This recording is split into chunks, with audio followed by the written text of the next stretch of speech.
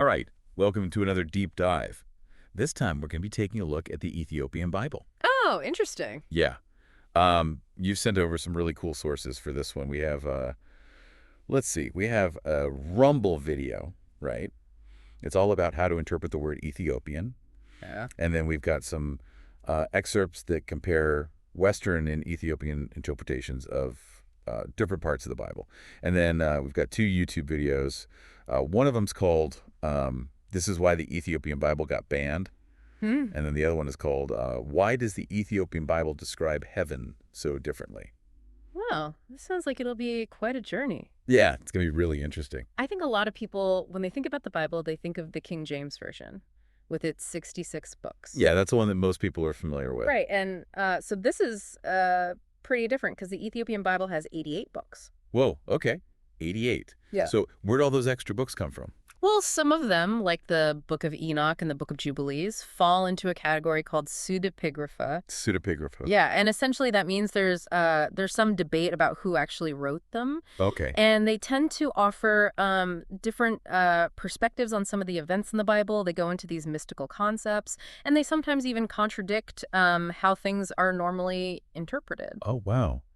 Can you give me an example of how they differ, like from the King James Version, for example? Yeah, one that really stands out is how heaven is depicted.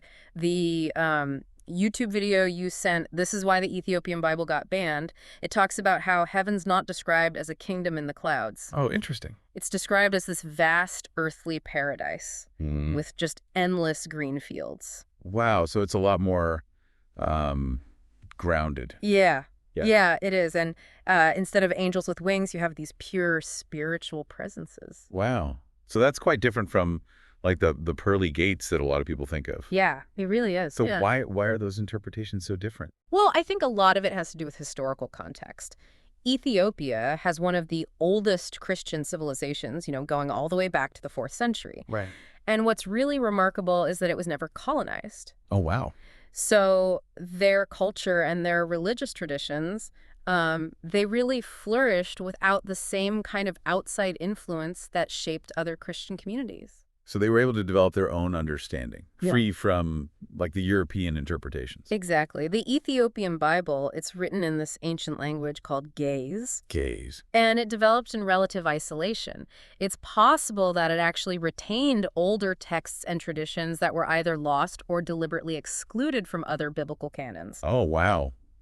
That makes me think about that Rumble video you mentioned about the word Ethiopian and all the different ways to interpret it. Yeah. It seems like understanding the term, like in a historical and cultural context, is really important to understanding the Ethiopian Bible's significance. Oh, absolutely. The term Ethiopian, it's been used in so many different ways throughout history.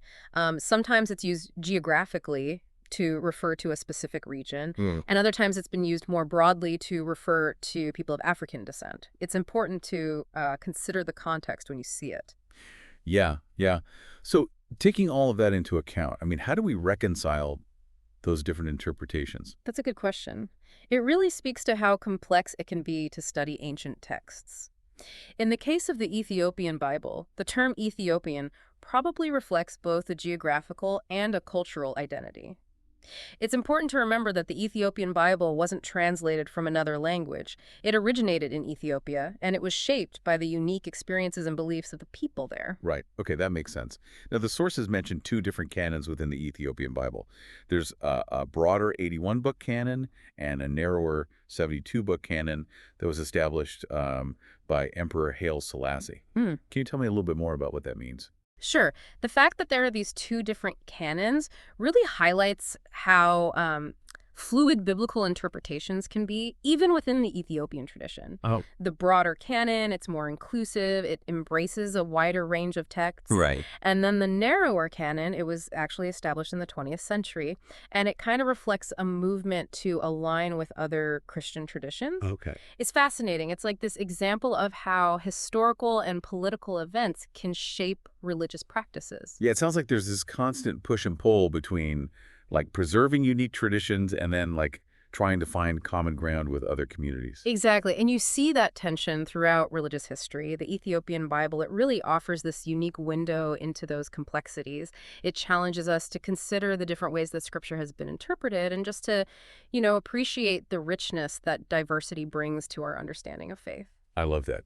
Now, I've heard of the Kebra Nagast. Okay. What is that, and how does it relate to the Ethiopian Bible? The Kebra Nagast, it means glory of kings. Okay. And it's this really important text in Ethiopian history and their faith.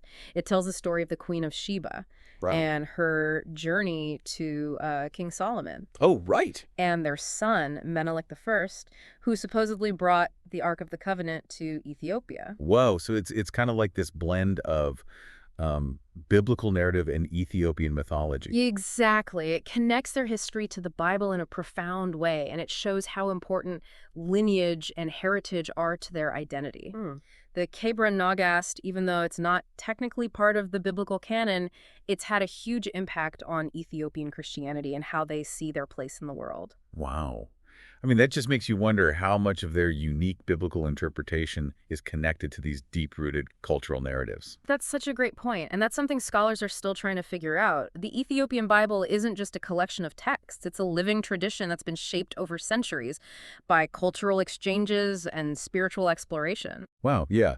So you mentioned earlier that one of the YouTube videos was called "This is Why the Ethiopian Bible Got Banned." Right. And I know that you said, maybe banned isn't quite the right word, Yeah. but can you clarify what actually happened? Like, why is this Bible often rejected by other Christian traditions?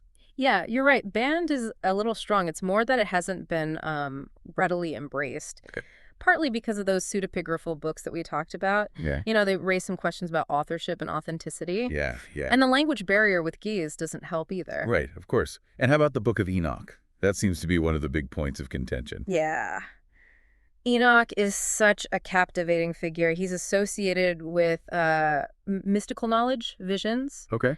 and his book, which isn't included in most other Bibles, it delves into angels, demons, and it even provides a different take on the Nephilim. The Nephilim. Yeah, those giants from the book of Genesis. Oh, right, right. How does their interpretation differ? Well, in the book of Enoch, the Nephilim are said to be the offspring of fallen angels and human women, Oh, wow. Okay. which is a pretty different take from the more commonly accepted interpretation. So you can see how this kind of divergence in narratives and interpretations would naturally lead to some skepticism from other Christian communities that rely on a more standardized canon. Yeah, that makes sense. It challenges a lot of assumptions about biblical events and figures. It makes you wonder how those varying interpretations impact how we understand good and evil. It's a great point. Does the Ethiopian Bible have a different perspective on that fundamental duality? That's one of the reasons why studying the Ethiopian Bible is so fascinating. Yeah. It forces us to confront how complex it is to interpret ancient texts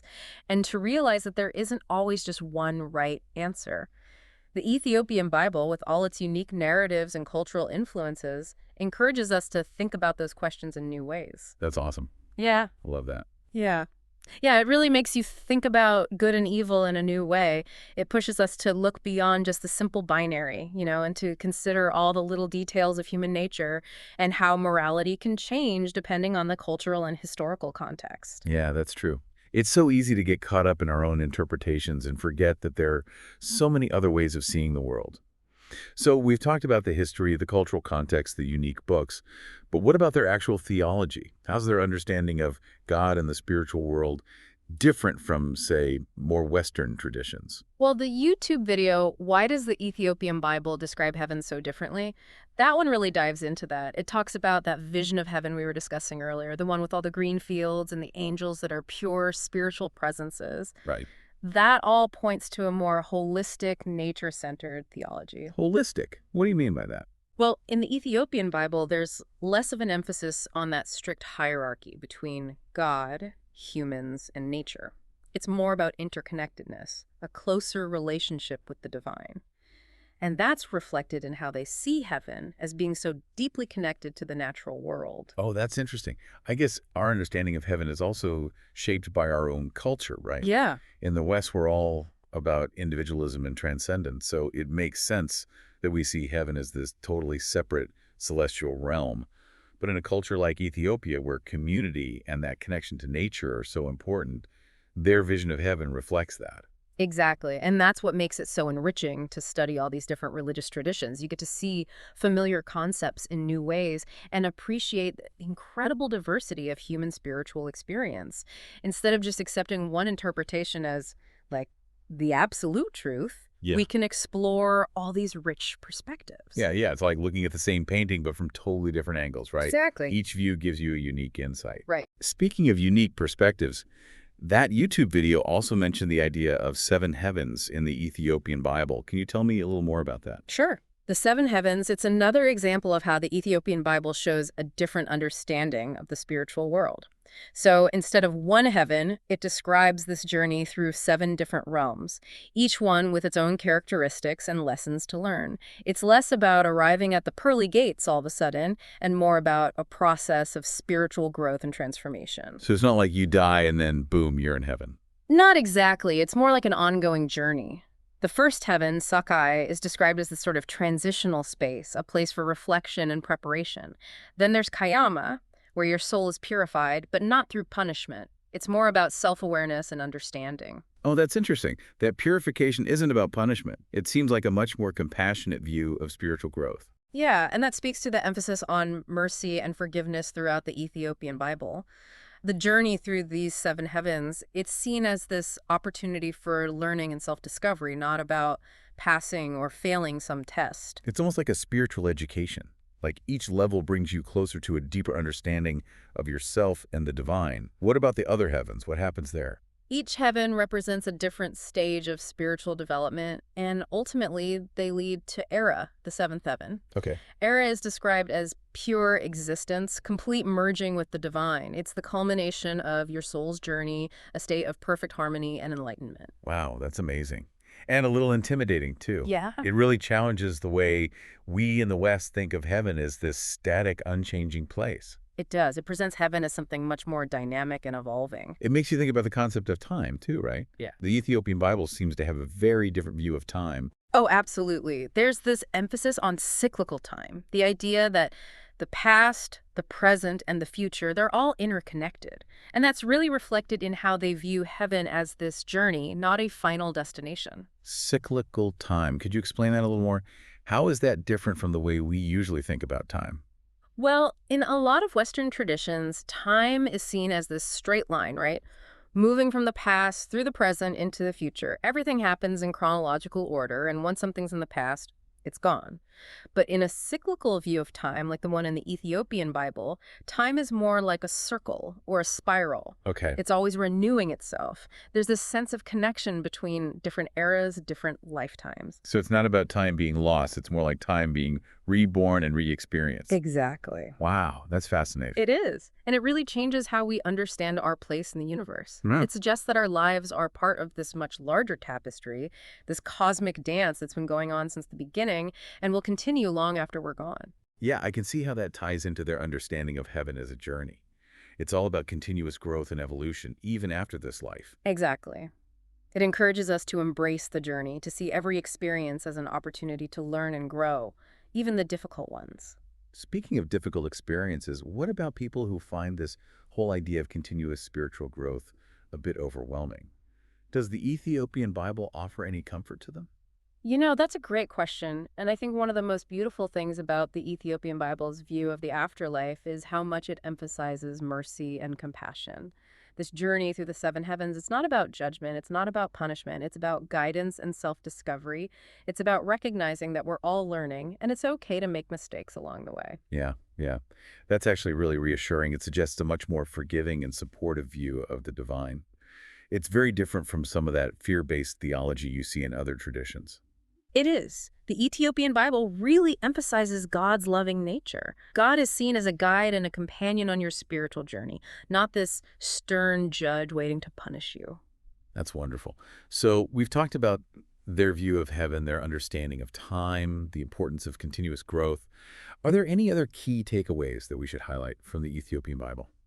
One thing I find particularly relevant to today's world is their focus on community. In the Ethiopian Bible, heaven isn't just about your own personal salvation. It's about this collective journey towards wholeness and harmony. There's this strong sense of interconnectedness, not just with nature, but between all souls. It reminds me of the Ubuntu philosophy. I am because we are. It's exactly that. And that sense of community, you really see it reflected in the Ethiopian Orthodox Church's practices. They emphasize communal worship, shared responsibility. Their faith is seen as something that binds them together and strengthens their connection to each other and to the divine. It's such a beautiful concept, especially in a world that feels so divided and individualistic these days. It's a reminder that we're not alone in our struggles, and we can find strength and support in each other. Yeah, I love that. That idea of interconnectedness and sharing the responsibility makes you think about how we tend to view success as this individual thing.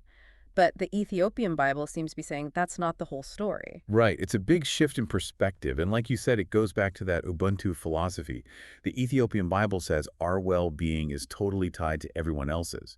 True fulfillment comes when we recognize our shared humanity and work together for the common good. It's such a powerful message, especially now with all the environmental problems we're facing. The Ethiopian Bible's focus on our connection with nature seems to say that we have to take care of the planet, not just for us, but for all living things. Absolutely.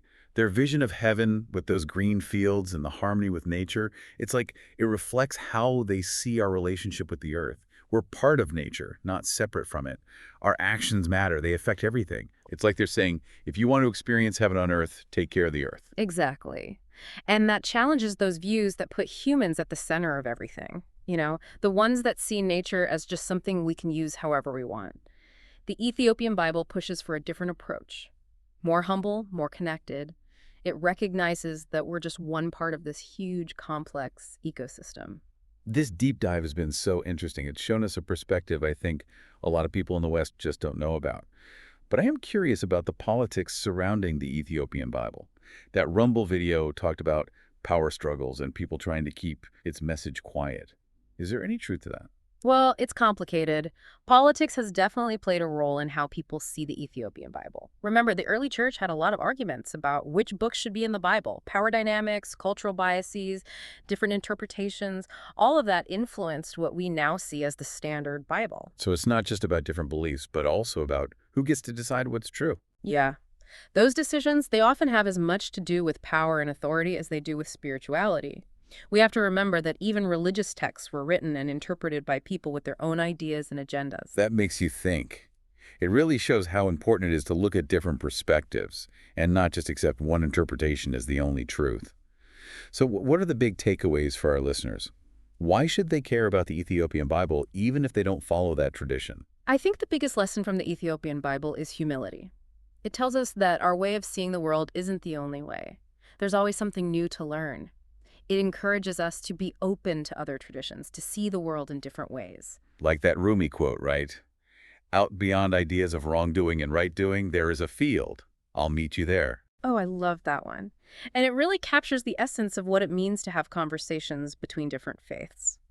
It's about being willing to step outside of what we're comfortable with, to listen with open hearts and minds, and to see the humanity that connects us all. The Ethiopian Bible, with its unique perspective and ancient wisdom, has a lot to offer to those conversations. And maybe, by looking at all these different viewpoints, we can find new ways to understand, to be compassionate, and even to connect more deeply with our own faith. Absolutely. Exploring different perspectives challenges our assumptions and helps us see the spiritual world in a new light. We might even find inspiration to live more sustainably and create a little bit of heaven right here on Earth. That's a great thought to end on. This deep dive has been eye-opening for me. I've learned so much about the Ethiopian Bible, and I feel like I have a new appreciation for the diversity of human spiritual experience. I'm definitely walking away with a sense of wonder and a desire to learn even more about these different spiritual paths. That's what it's all about, isn't it? There's always something new to discover, something new to learn, something new to appreciate. The journey never really ends. Keep exploring the Ethiopian Bible and its traditions. There's a whole world of wisdom and wonder out there waiting for you. Thank you so much for guiding us through this. It's been amazing. It was my pleasure. And to our listener, keep searching, keep asking questions, and keep diving deep.